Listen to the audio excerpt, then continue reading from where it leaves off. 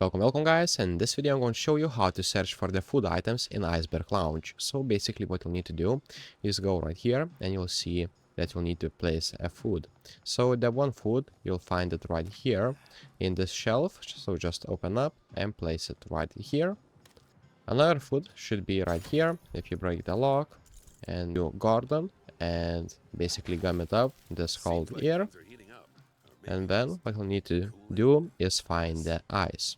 So just use the garden again, just to gum it up. Okay, and now right here you'll find the ice, so just pick up and bring it there to the food. Take your garden and just switch now. Okay, just like that. And now just bring the sushi to the table. And that's pretty much it, guys. Thank you for watching. See you in the next one.